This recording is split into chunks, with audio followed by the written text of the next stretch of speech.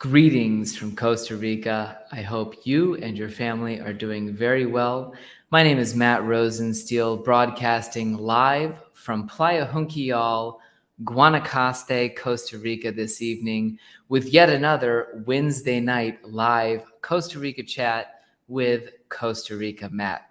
Tonight we have a very simple agenda. We're going to start with a quick local news update and some extremely important, someone might say earth-shattering news from the surfing world. Next, we'll have an interview with Sarah Elena. Sarah runs an enormous business helping people relocate to Costa Rica. She will help us delve into our main topic tonight, which is renting here. I want to pick her brain about how people set up long-term leases, the pitfalls, and really try and get some information from her about how she guides her clients through her business. Again, we'll be joined by Sarah Elena, a YouTube celebrity. And finally, we'll also have an interview with Andrea Ochoa, a property manager in Playa Tamarindo who has 35 properties that she's managing as short-term vacation rental properties, who will give us some insight into that. So if you like straightforward information about Costa Rica and you're thinking about moving here, do be sure to subscribe to my channel. It's another Wednesday night Costa Rica chat with Costa Rica Matt. Thank you very much for joining us again, and stay tuned.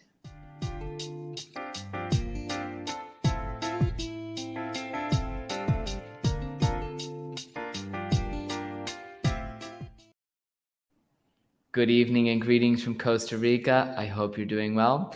My name is Matt Rosensteel with Latitude 10 Realty, joining you live from Costa Rica tonight. Our main topic for discussion is going to be renting in Costa Rica. Lots of people have the dream of moving down here, and many of those people don't have the cash to actually buy a property, so renting is their first option. Tonight, we're going to give some general thoughts about renting in Costa Rica and finding your perfect rental property. We're going to talk to two incredible experts in the field of rentals. First of all, we're going to have the world famous Sarah Elena, who runs a Costa Rica relocation business and also one of the greatest YouTube channels on Costa Rica, except for mine. Second of all, we're going to have a property manager from Tamarindo, one of the busiest tourism hubs in Costa Rica, join us to talk about short-term rentals and that market through a pre-recorded interview. Again, my name is Matt Rosensteel. If you're joining us live, let us know from where you're joining, what questions you have. Post anything in the comments. I'll love to interact with you this evening. We're doing weekly Wednesday chats at 7 p.m. Costa Rica time, 9 p.m. Eastern time, with the goal of giving you as much information about moving here as possible to empower anybody who's considering moving here with what they need to really understand Costa Rica and be really prepared to move down here. We've got our first comment. Travel Bros, thanks very much for joining us. It's a great pleasure to have you. Without further ado, I'm going to get started with a quick local news update as of September 22nd, 2021 here in Costa Rica. And then we're going to dive into our main topic, which is renting. And we'll bring in, again, the amazing Sarah Elena to talk about her experience with long-term rentals and a short-term vacation rental manager, Andrea Ochoa, for a second interview to discuss what she's seeing in Tamarindo. So let's talk about local news briefly here as of September 22nd. Personally, I've been amazed to see some gorgeous Veranillo weather. we've had some dry conditions here come into our rainy season in Guanacaste. So things have had relatively low humidity. The winds have been picked up for a few days. We've got great breezes, mild temperatures, and things have been utterly spectacular. And really, one of the things I wanted to mention is the most important local news item in sporting news. Recently, a surfer in Costa Rica got his start with his first lesson. Jonas William Rosensteel here, who you'll see taking his absolutely first ride on a surfboard, gave it a shot here. He's shown on our recent trip down south to Samara. He got in his first surf lesson, absolutely loved it. This was the first ride of maybe 20 right in a row that he attempted. And it was another moment where I realized, wow, bringing up children in Costa Rica is really an amazing thing. I'm from Indiana, where we grew up very afraid of the ocean. To see my son growing up here, where he's standing up confidently and just shredding it on his first ever stand-up surf wave, is really cool. So I've been loving watching that with Anne-Marie. September 15th was Costa Rica Independence Day. It's a lot different than the United States of America or other countries. In 1821, the entire Central American region of Guatemala, or what was the political department of Guatemala, essentially declared its independence peacefully from Spain. Spain at the time had just lost a massive war in the New World and were essentially open to sacrificing their possessions. So in Costa Rica, there was not a massive battle for independence. There wasn't some colonial pride movement or really trying to break away from that old world power. Instead, on September 15th, Costa Rica celebrates with a ceremony where a torch is brought from the north down to the capital in San Jose. And what that symbolizes is the news of Costa Rica's independence being brought down from the north to the capital here, because there wasn't a peace declaration happening. This was not a war for independence. This was essentially administrative separation from a country that was already giving its New World possessions away, Spain.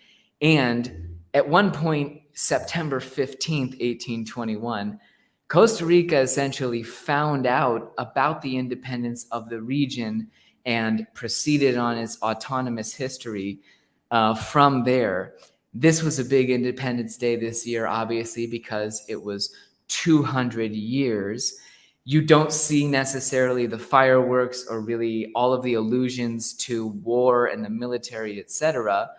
Really, you see a lot of people running around with torches and more allusions to the news of democracy being, or rather, independent rule being very good news for the people of Costa Rica. So this last week, we were all celebrating here. It's a cool ceremony to watch, and something very different in terms of the overall meaning of what's happening, where Central America gained its independence 200 years ago, or rather, the news got to Costa Rica 200 years ago on September 15th, 1821. So that's our little local history bit, also blended in with our local news report. Having concluded that segment, I want to move on to our main topic tonight, which is, again, renting in Costa Rica. I receive daily inquiries almost from people who are not necessarily interested in purchasing, or they don't have the power to, and they want to find a way that they can rent here first. Let's talk about that philosophically. I think it's a great idea. I encourage people, rather than jumping into a real estate purchase process, to just trying out a rental period to see whether you like the community you might live in someday. And really, when I talk to people about the process of buying real estate in Costa Rica, it actually starts out with step one being find locations that you're interested in living in, do some research about your potential community. Step two, try as much as possible to rent in that community and find out if it's the right place for your investment. Because if you jump from your first trip to Costa Rica to step number three, spending your nest egg on your dream property, you've skipped a lot of important research that can be done through rentals and really through a trial run. Tonight, I'm going to be joined by Sarah Elena. LaSarahElena.com is her website. She is a relocation expert. She does a very different service than what I do. And I'll ask Daniel to just go ahead and bring her into the stream if he hasn't. Sarah helps people come down. Oh, there she is. Great.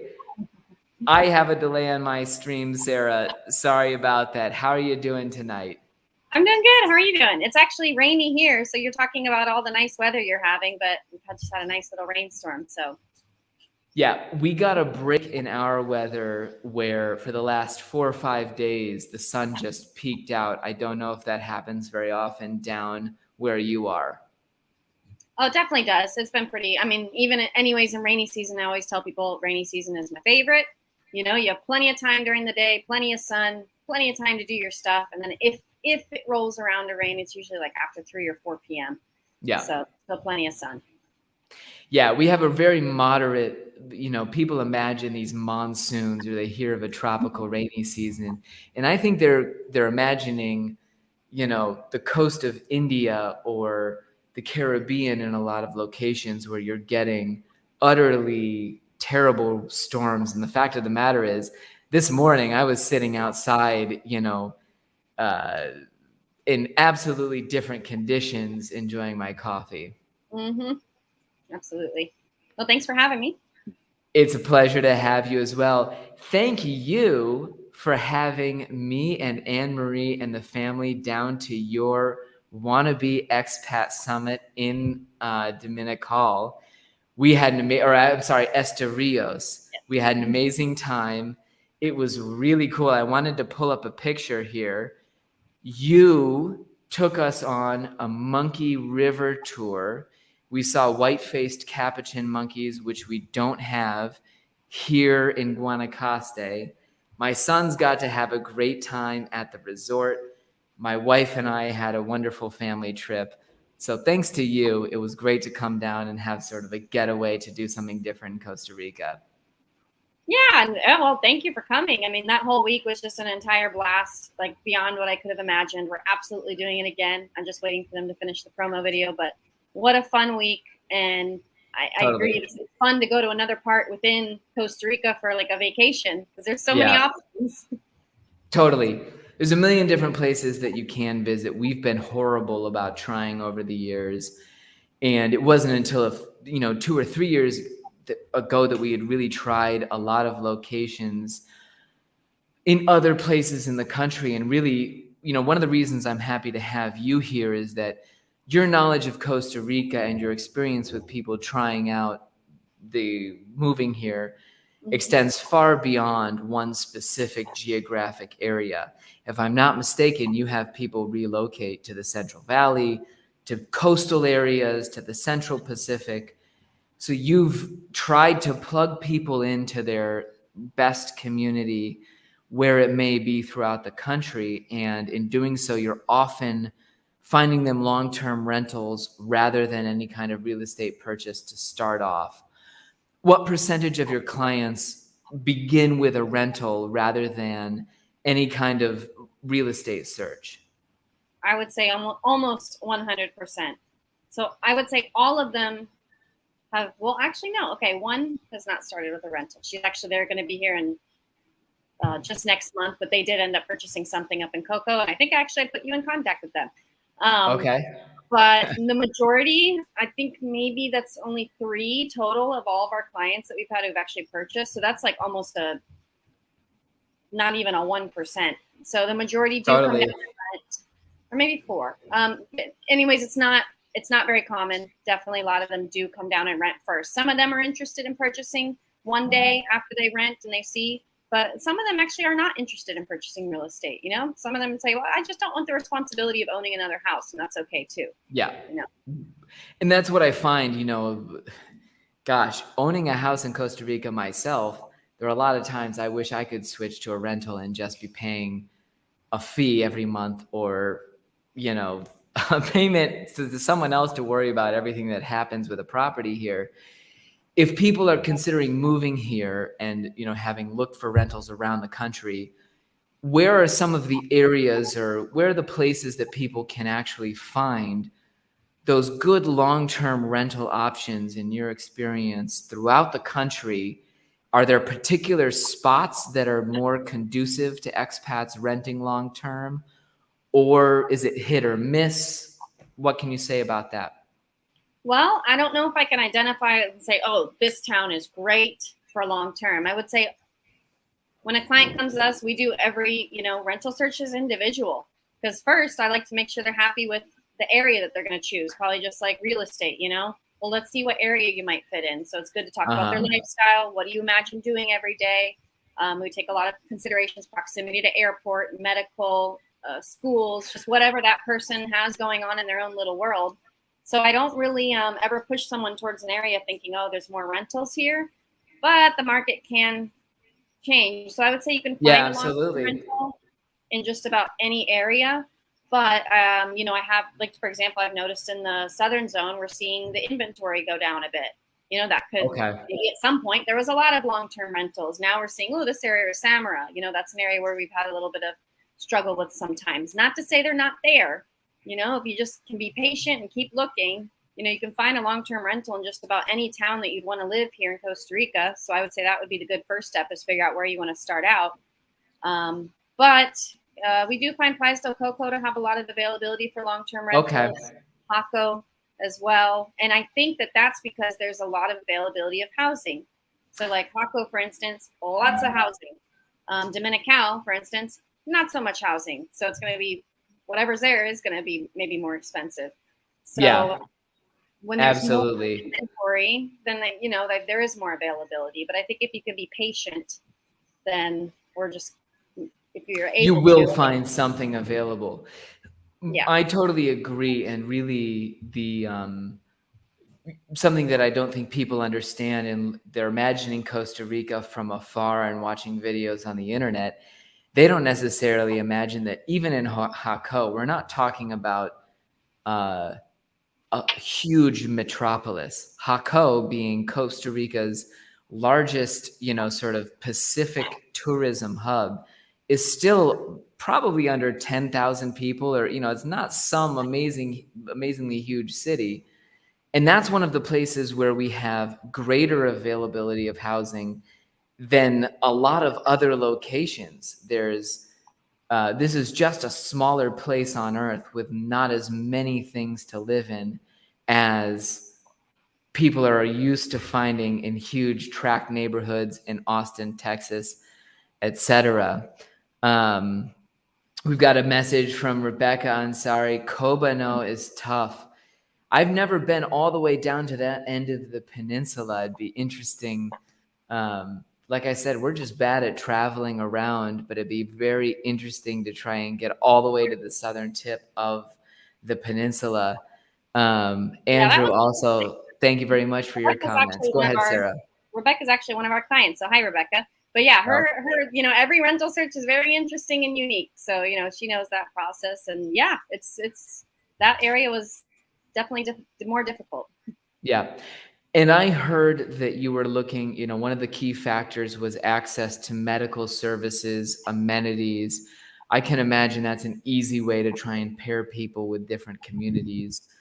What are some of the other things that you're talking to people, asking to try and probe and find out what part of Costa Rica is best for them? Well, that's a good question. Well, I would say, what is their willingness? How far do they mind being from the airport is a good one. Some people may need to travel back pretty often. They don't want to be 4 or 5 hours away.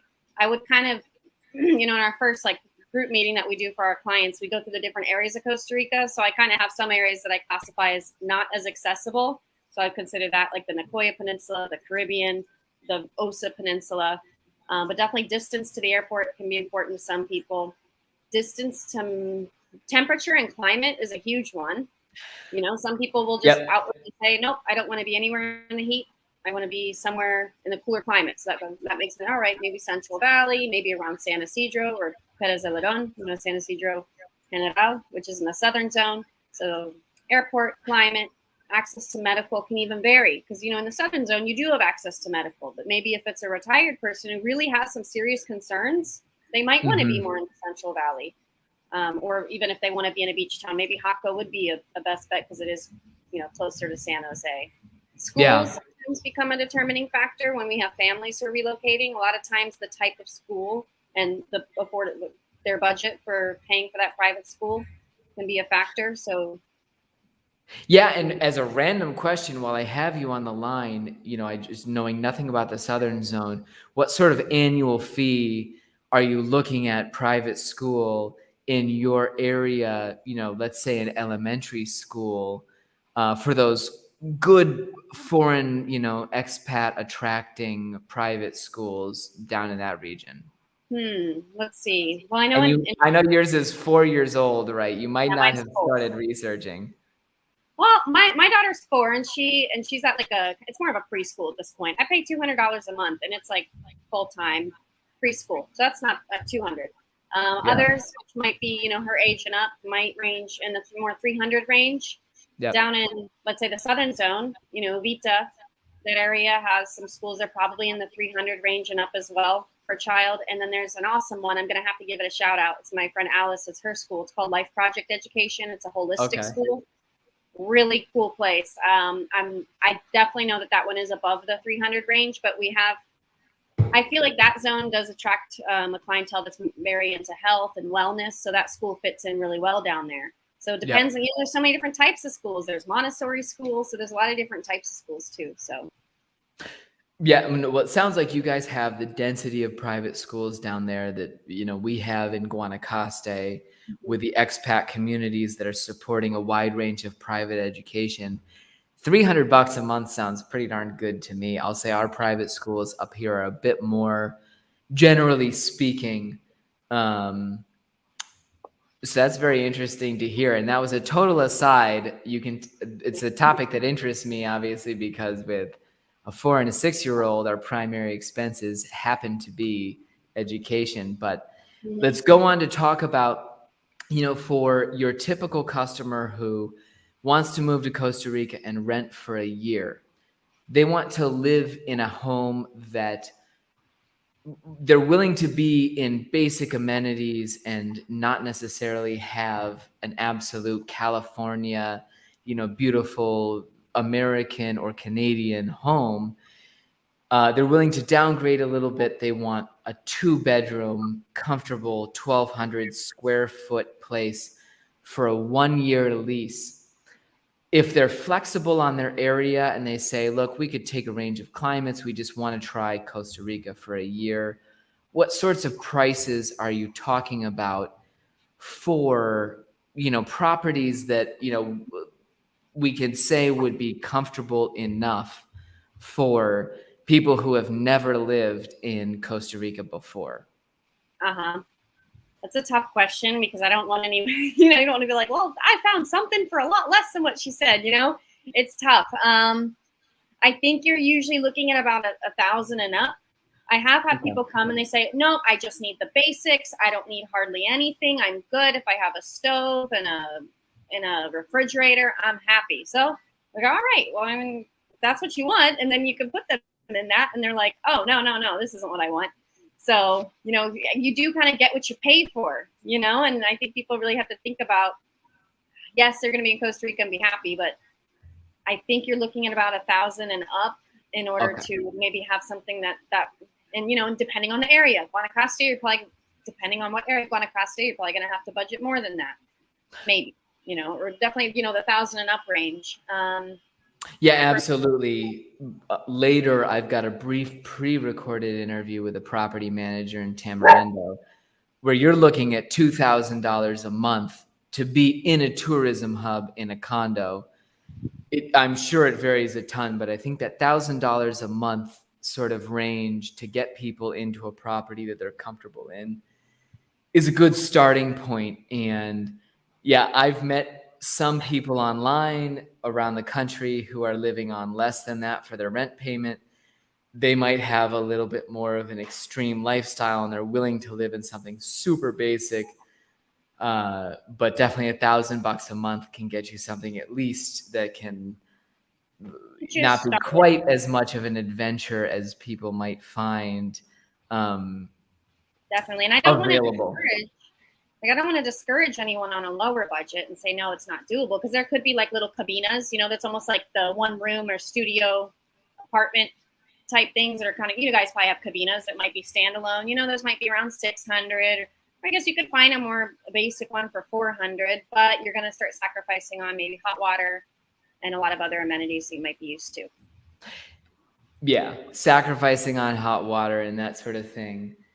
And for a lot of people, I think if they've lived elsewhere in the world that's not necessarily the United States, Canada, or if they've already spent a year or two of their lives in a country where they don't have access to hot water, that can be just another chapter that's really enjoyable in every aspect. And I think that there's other people who they're planning at home, they're dreaming of their ideal self. They want to be in a year fit, eating organic food, living, a totally new lifestyle.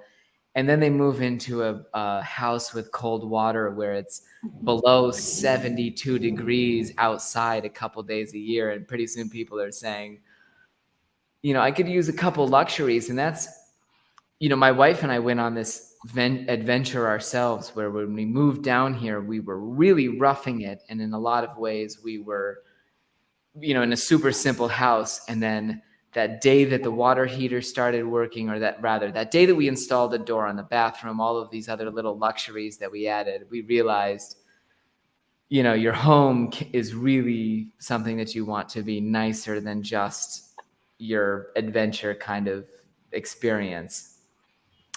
Definitely. If people are looking for rentals themselves, they want to go try and get into a year lease, a long-term option. How could they start that? My only idea would be, in our area, get on Airbnb and write every single person an email about what you want and go from there. What would you say to people if you're looking for a good long-term rental? Where do they look?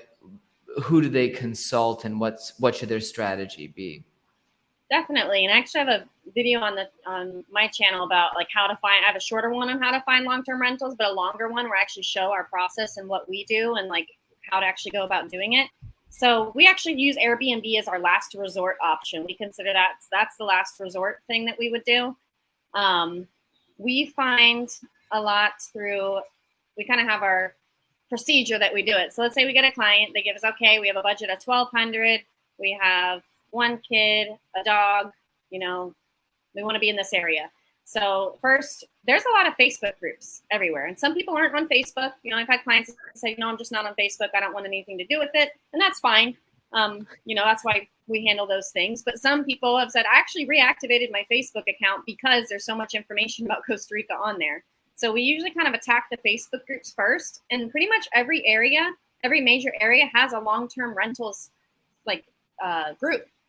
So like Haco does, the Southern Zone does. And I actually pulled up some examples in the Southern Zone one before this meeting just to see what was in there. And I saw an option for $1,500, one kind of TP structured one room thingy for a $500 just to get some different price differences. But we usually recommend making a post in the groups. Okay. I like to put the budget, because if you do know the market enough, then you're going to know if someone's trying to give you something. If you said your budget's $800, and you'll know if what they're offering is just they're pricing it way above what it's worth. If you're taking the time to do your market research. So I do like to put the budget if possible. How many rooms do you want? What area do you want to be in? So I always recommend making a post. Look through the groups also for similar posts, because there's probably the person who just posted before you had the exact same budget, and then other people may have seen that and commented. So we'll stalk the comments and then reach out. And then there's Facebook Marketplace. That's another one where sometimes we'll find long-term rentals, but they're kind of hard to sift through because a lot of those are also vacation rentals in there. Yeah. Go ahead. I'm sorry. I'm ecstatic because it's, from my own, I'm really only interested in people investing and buying and selling. And when they talk to me about rentals, that's one of the things that I've told them is, honestly, I think that if I were looking for a rental, I would find 250,000 options if I posted exactly what I'm looking for in that relevant Facebook group. It's a simple recipe, and you see almost an overabundance of activity in some of these groups. You post what you want, and pretty soon, 750 comments later, you will not only have 400 rental properties, you'll have a debate about vaccines and whether, Right. whether or not the license plate restrictions make sense. It's like people really respond. They definitely do. And so it's like, it's an easy process, but it's also difficult. So we have a full-time staff member. That's all she does is just client rentals. So, I mean, it's very time consuming. There's a lot of back and forth. If you're not comfortable with Spanish, that could be a challenge too, trying to communicate. Maybe someone has a great rental, but they don't speak English. So, if that person does face that challenge of the communication, also there could be the trust factor. Like, wait, and I want to secure this, but this person's asking me to send a deposit. Do I know that they're real? So I do understand. Let us check into them. Yeah.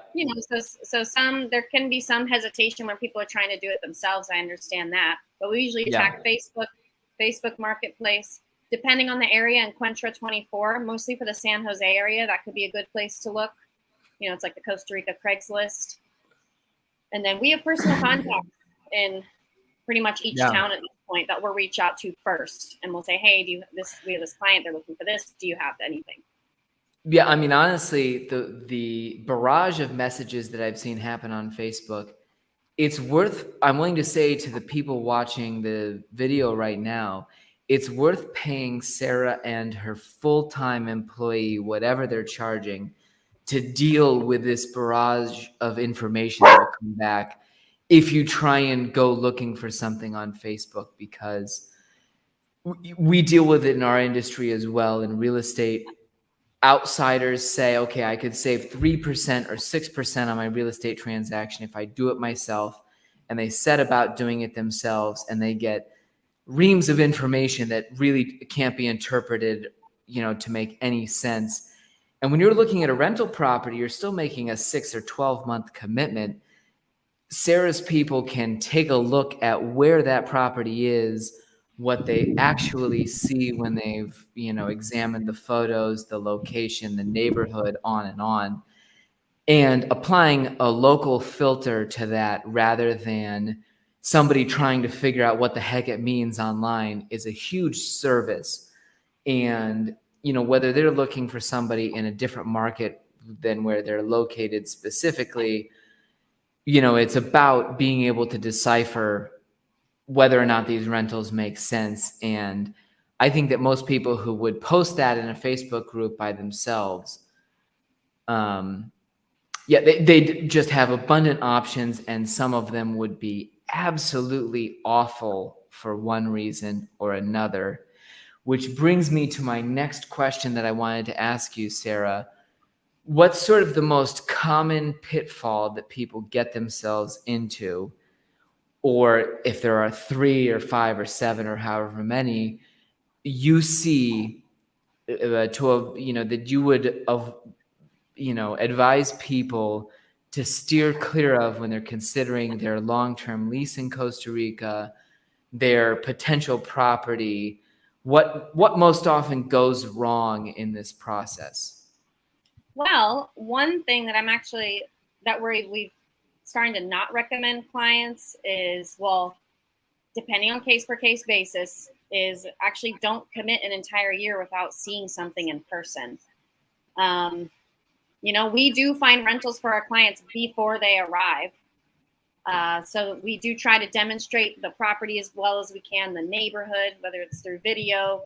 Actually, I just went yesterday to, just in a condo here in Jaco, and did a video call with the client and showed him around. I'd actually seen the place in person before, so he is going to commit a year, but I was like, this place is awesome. If I didn't have so many pets and a kid, I'd move in myself, So, so you can start to see the lower prices when you commit 6 months to a year for sure, and that's nice.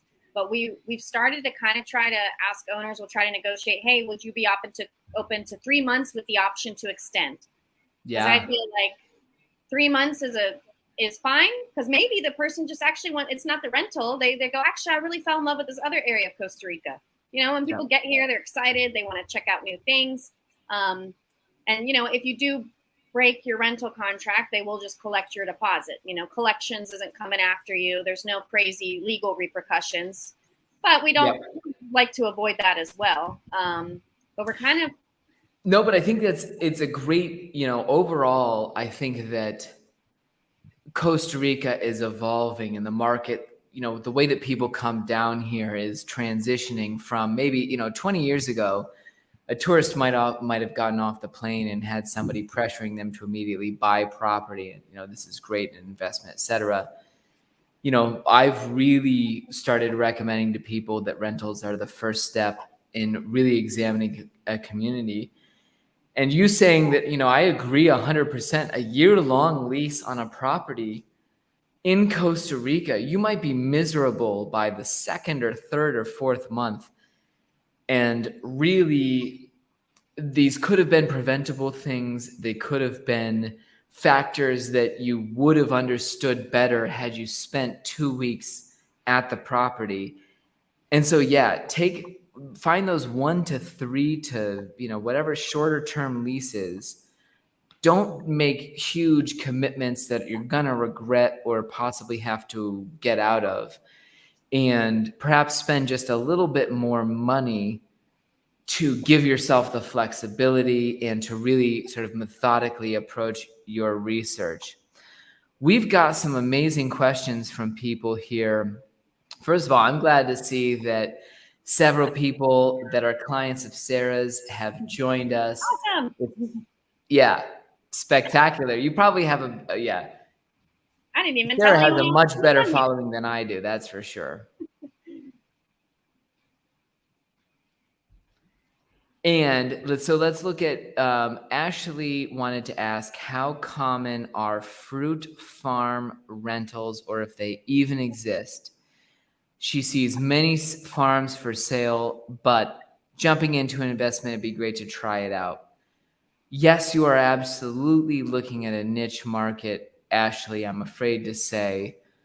I would try and find, honestly, a fruit farm incubator in a country where you're already living, and try and work that property yourself, see if you like it, and then look at Costa Rica for options.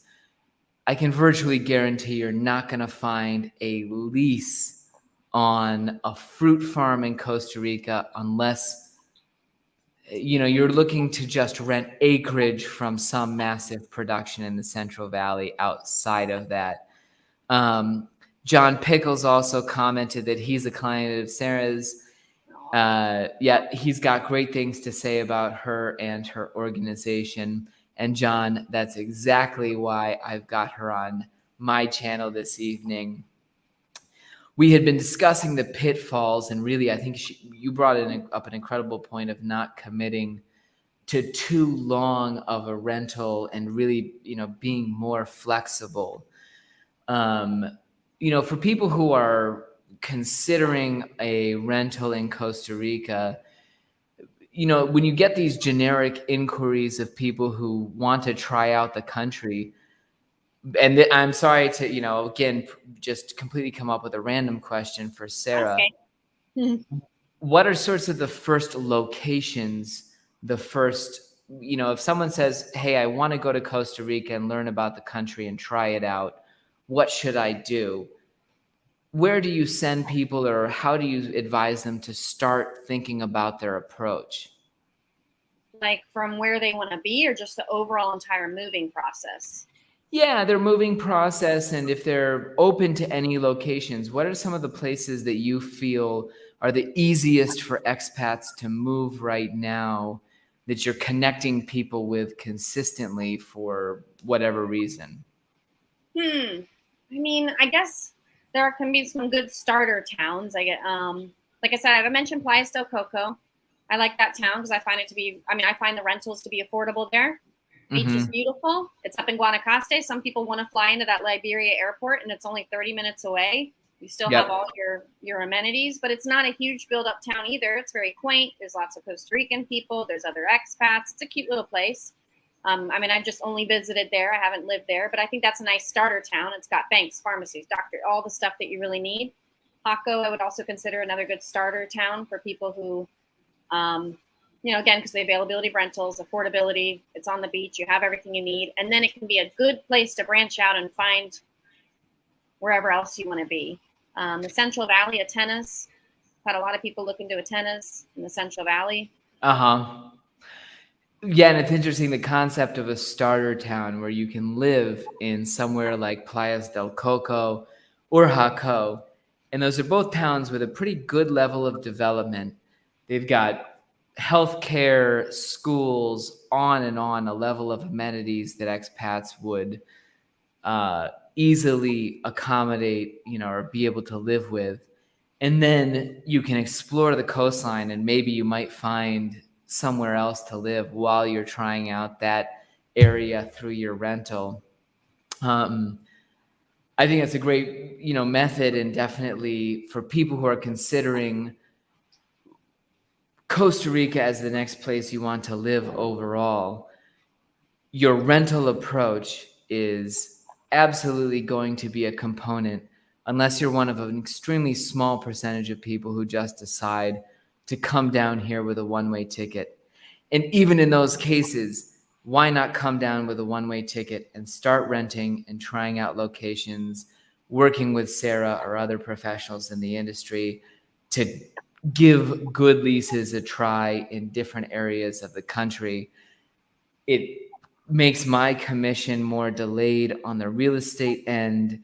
It definitely makes a lot of people turn away from Costa Rica in the end because they don't just take that plunge and buy something. But it's an amazing step to take. And one of the absolute top people in the country who can help you make this transition is Sarah Elena, who's joined me this evening. Sarah, your website is lasarahelena.com, LASARAH, Elena.com. Yes. And I'll ask Daniel to make sure that we either get that. I can type it into the comments of our YouTube video right now. And as I mentioned, I'm trying to multitask now as I type lasarahelena.com into the comments. She's a relocation specialist focusing on helping people make this transition to sort of trying out Costa Rica and seeing if it's the right place. Loved having you. It's been spectacular. Very much appreciate it, Sarah, for your time on a Wednesday evening. I know you have your baby to get back to, and a lot, I'm sure 600 or 700 emails and clients, etc. Super grateful for you joining us. Thank you so much, Sarah. All right. Thank you so much for having me. And it's a pleasure. And I will hope to see you at some point soon. Let you know if I'm up there sometime, which I'm sure I will be. Yeah, absolutely. Send me an email. My address is matt@10realty.com. You can find Sarah Elena at lasarahelena.com. She helps people figure out long-term rentals all over Costa Rica, throughout the country. The next person that I interviewed as part of the content that I wanted to put together about rentals is on the other side of the spectrum with the short-term game. The person I'm going to put on in just a moment, Andrea Ochoa, runs 35 vacation properties in Tamarindo, which is a bustling tourism hub. In Tamarindo, you see that people mostly generally stick towards short-term rentals rather than long-terms because of the nature of the market. It's a place where people can earn per night, you know, such a good rate because they've got a spectacular surf break wonderful nightlife, all kinds of restaurants, a ton of stuff going on. And you see that the properties there have very high rental income potential versus other areas of the country that are a bit more quiet. So I spoke to Andrea, who runs Hideaway Costa Rica Real Estate. Her own company, which I mentioned, has 35 rental properties, about the short-term market and various aspects related to it. I apologize, the sound was a little bit poor. I'm more than happy to translate or post what I hear as we go along. But here's Andrea Ochoa and my interview with her about short-term rentals and especially the Tamarindo rental market right now in September 2021. Branched out to start her own. I'm joined by Andrea Ochoa, who is the owner of Hideaway Costa Rica Real Estate based in Tamarindo. She was an inspirational colleague of mine at Coldwell Banker for the 4 years that I was working there, branched out to start her own company, and she's one of the people that has some of the most intimate knowledge of the Tamarindo rental market that is out there. Thanks very much for joining us, Andrea. I appreciate it, and I look forward to picking your brain about rentals tonight. Thank you for inviting me.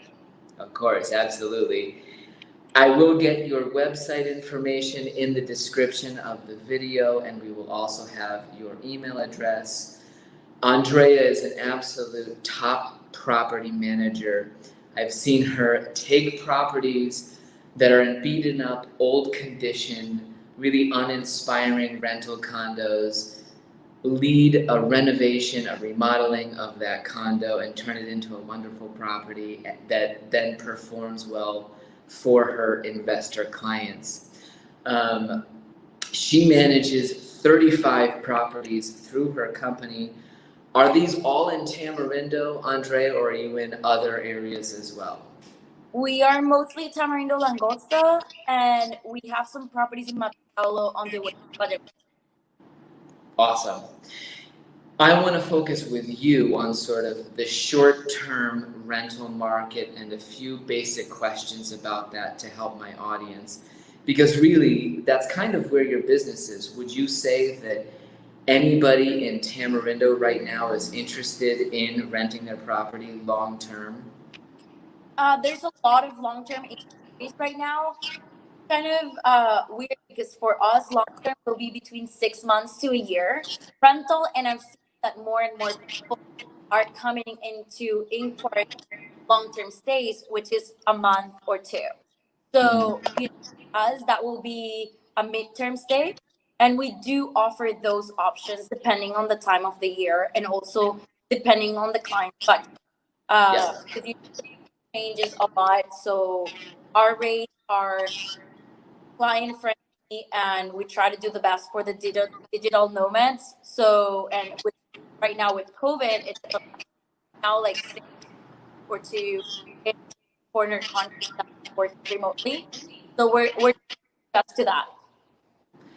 Cool. And so what percentage would you say are the number of people looking for longer term rentals growing with time? I will say about 50% right now are stay like at least a month. And then we have the other 50% looking to stay shorter. Yeah, I think your sound might have cut out there for a second because of whatever might have been popping up. Yeah. So, it depends. We're also seeing that people are booking last minute. So before our season getting booked 6 months to a year in advance, right now we're getting our months fully booked like by the day. Interesting. Yeah. So why is that? A lot. I feel because of COVID restrictions, like nobody knows what's gonna happen, and the uncertainty of flight, of regulations, of travel requirements, and everything make people say that it's it's it's they don't want to lose their money. And Yeah. right now it's been over a year of COVID, and Yes. airlines. No, that makes a lot of sense. I Yeah. hadn't So, thought. and airlines and vacation rental businesses and hotels are going back to normal, where it's like, it's not anymore cancel and get a full refund. It's like cancel and pay Yeah. penalty, because people are taking advantage by now of those COVID Protocols. or those COVID benefits. So the hotel industry, like vacation rental industry, and the traveling industry are suffering from that. So now we're Yes. like, okay, let's give and take. So let's talk about specifically about rates. If somebody is looking at this and they want to just have a 1-week vacation in a livable condo in Tamarindo, what sort of rate are they looking at weekly to be in a 2-bedroom, not necessarily prime location, but something, that puts you within walking distance of the beach in Tamarindo? Okay, so right now we have low season rates. You can find a very nice 2-bedroom condo for $100 a night. So that will be like $700 to $1,000 a week, which is, I think it's a great rate.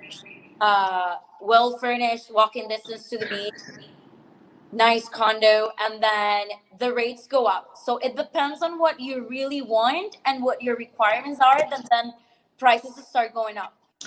And you can right now stay in a low season, a condo for a month between $2,000 and $1,500, all included. That same sort of 2-bedroom walking distance 2-bedroom condo. walking distance to the beach. So Okay. actually the rates are pretty reasonable and are still good. So we get a little bit of everything. And so at 2,000, and going up per month, you wouldn't be able to book high season months. Those that would only sort of be until November or December gets rolling around.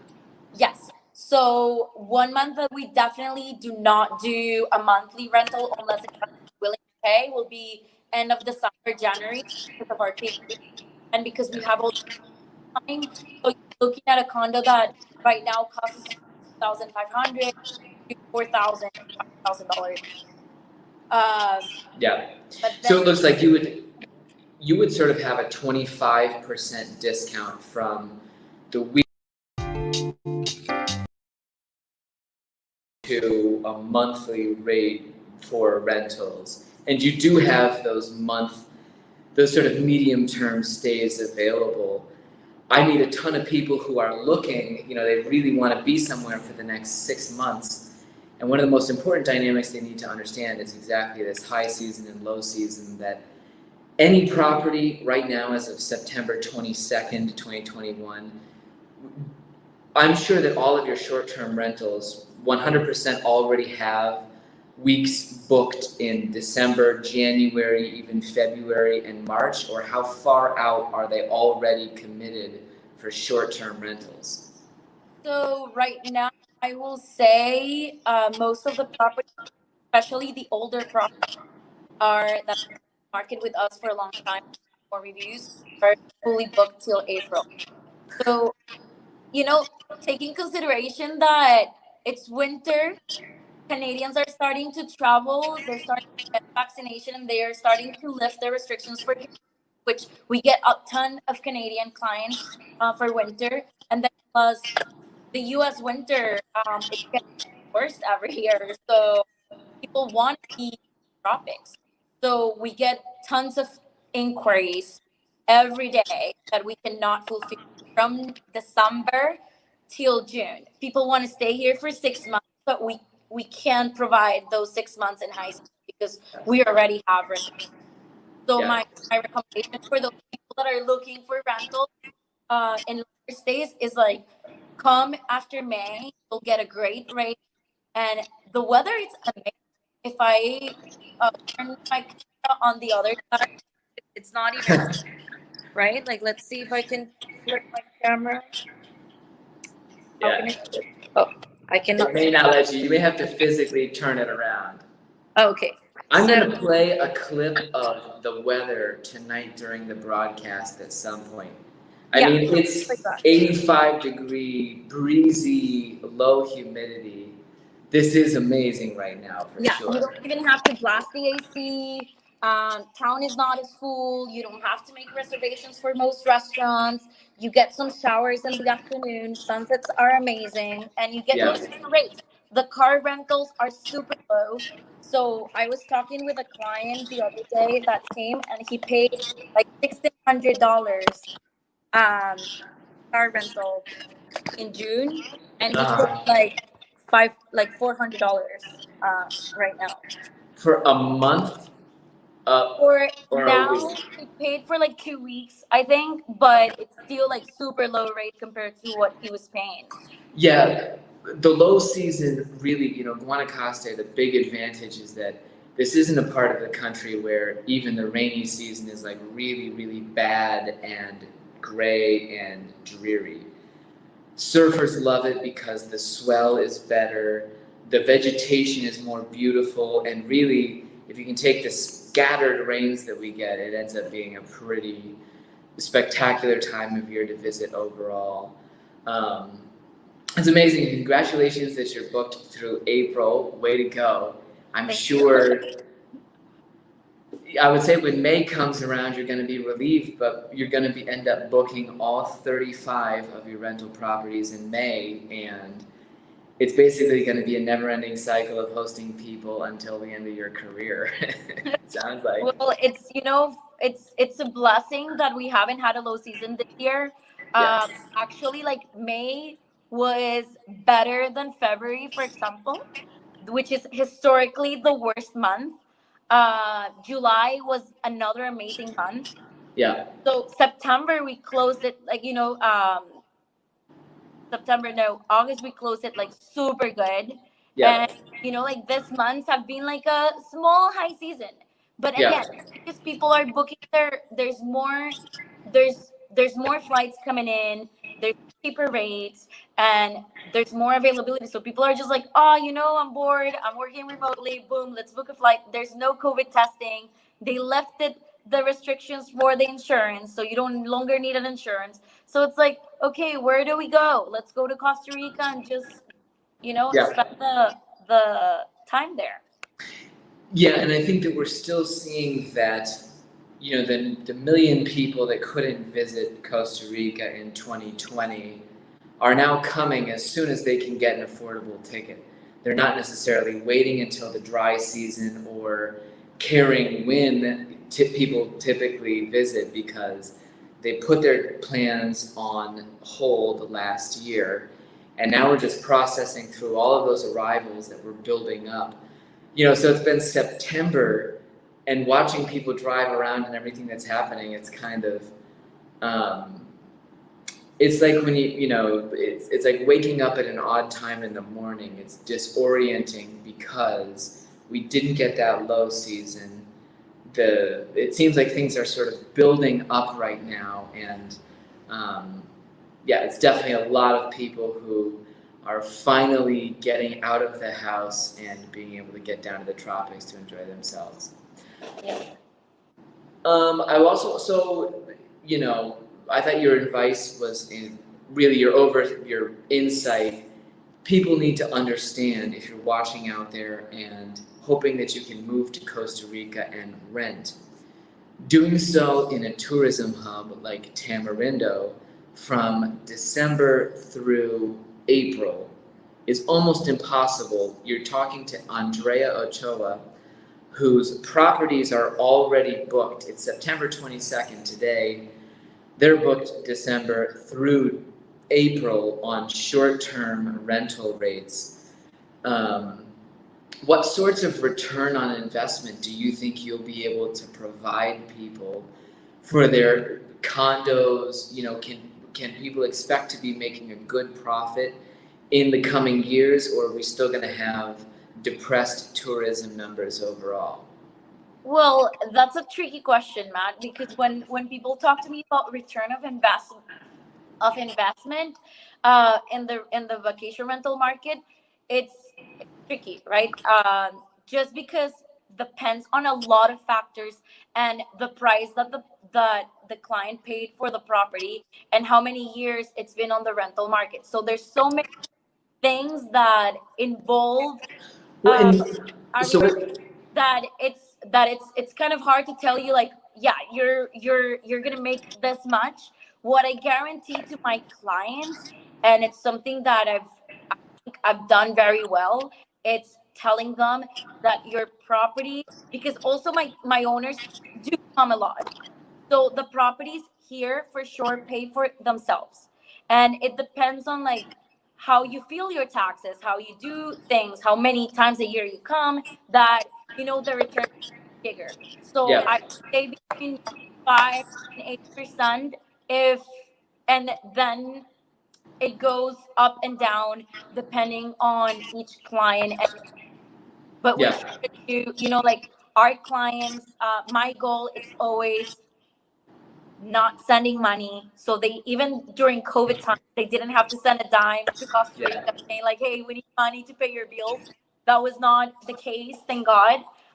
We did a pretty good job maintaining and doing our marketing to get to that point where the yeah. property pays itself, and the property makes them some money to pay for their trips, and you can enjoy your property, which that's kind of like the advantage of the short-term rental market versus the long term.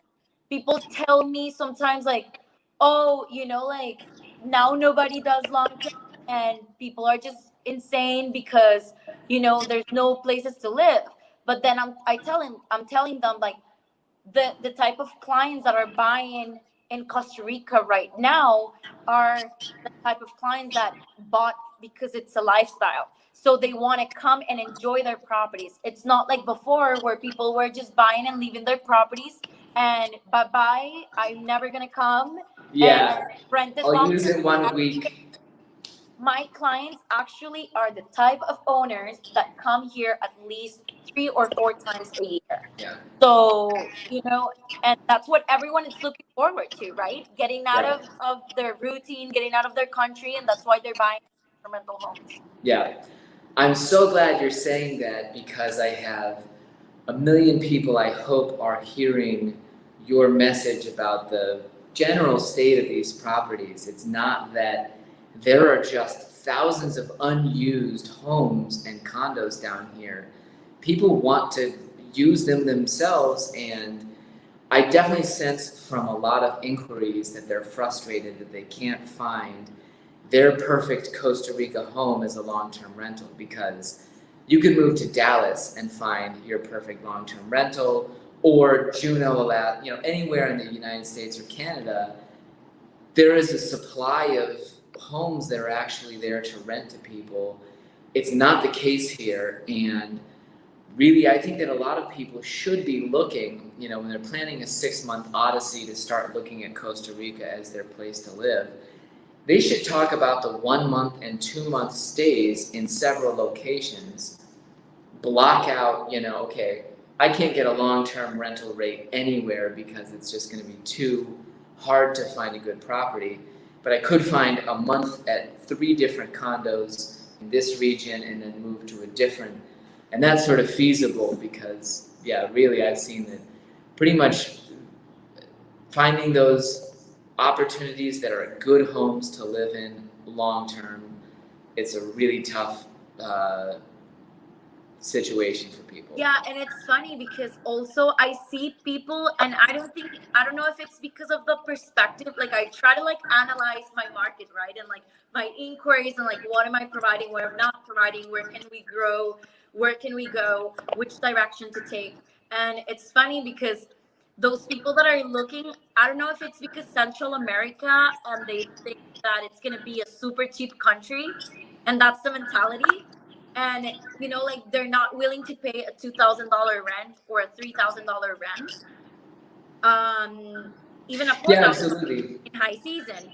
But then I travel a lot, and I travel a lot to US, and as a real estate agent, I'm very curious, and as a vacation rental owner, I'm very curious to see what's my competition. And you know, every time I go to California, I go and see real estate, and I contact the property managers, and I'm like, you know, how much it costs me to stay here for a month, and the prices are insane. People pay them, and people don't offer discounts. So it's like you're looking at a 1 bedroom or a studio in California, San Diego, in Newport, in Venice Beach, in, you know, anywhere pretty much in California, for not less than $4,000 a month, not even close to things. And people are telling me that they cannot find things. The same in Texas. I travel a lot to Austin. I go a lot. I was in New York with my friends, and the cheapest rent we could find was like a studio unfurnished for like $7,000. So it's like, I feel like it's all, you know, like relative, and it's all into, okay, you need to understand that Costa Rica, it's top destination in the world. It was considered #1 retirement place in the world. It was considered top destination in the world. It's one of the countries which, like one of the few countries which don't have restrictions when it comes to traveling to the country. So it's more and more desirable. It's like we are very, I will say, Americanized. So it's super easy to do transactions or things because the way we do it is, you know, based on the Americans, or based on like the North American culture, I would say, not to just make it into US. So that's, you know, like that's valuable for me. That's pricey. And then you see supermarkets and things, and it's just, when you put it on perspective, it's like it's not that different, but people do expect it to be cheaper just because it's Central America, which is the wrong perception. Yeah, absolutely. And that extends to rentals. You're not renting something that is in the mountains of a poor rural community that has never, you know, had development or anything. In many cases, you're looking to try and rent something to one of the world's top surf breaks in a country that currently gets millions of visitors per year because of all of these wonderful natural resources and the people, etc. So it's not exactly the cheapest formula, and I think people really do need to understand that it would be wonderful if there were mountains of cheap rentals available. It's simply not the case. We're in a tourism area with a ton of amazing things happening. A lot of people want to live and want to rent here. There's more people who want to live here than I think can afford to or can find a piece of real estate. And that's the dynamic. So it's, sellers and owners of real estate definitely can charge healthy rental rates instead of just going super cheap. I really appreciate you joining me, Andrea. It's been a super pleasure. Andrea Ochoa is owner of Hideaway, Costa Rica real estate in Tamarindo. They manage 35 properties. They handle all kinds of real estate transactions as well. If you're looking to maximize your return on investment through rentals in Tamarindo, their firm is one of the absolute top options.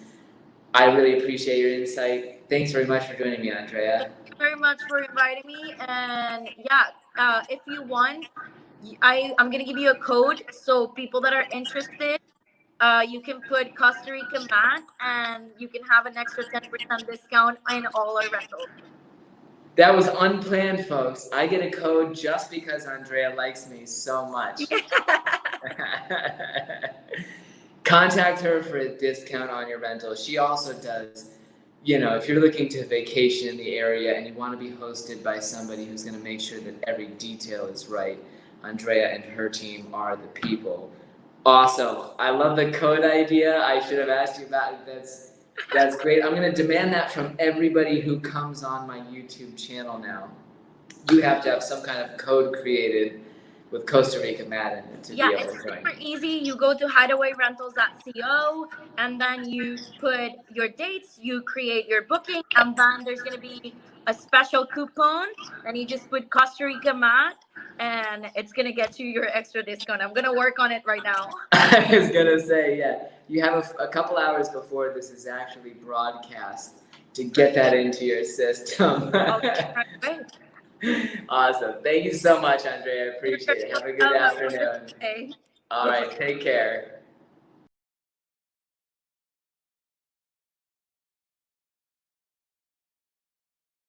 Thank you. All right, folks, thank you very much. That is the end of our program. I'm getting a wonderful camera glitch that is not letting me reconnect here. We talked to Andrea Ochoa and Sarah Elena about rentals here in Costa Rica. As always, it was a pleasure having you, and I'll see you next week, Wednesday, September 29th at 7 p.m. Costa Rica time, 9 p.m. Eastern time for our Costa Rica chat. Have a good evening and pura vida.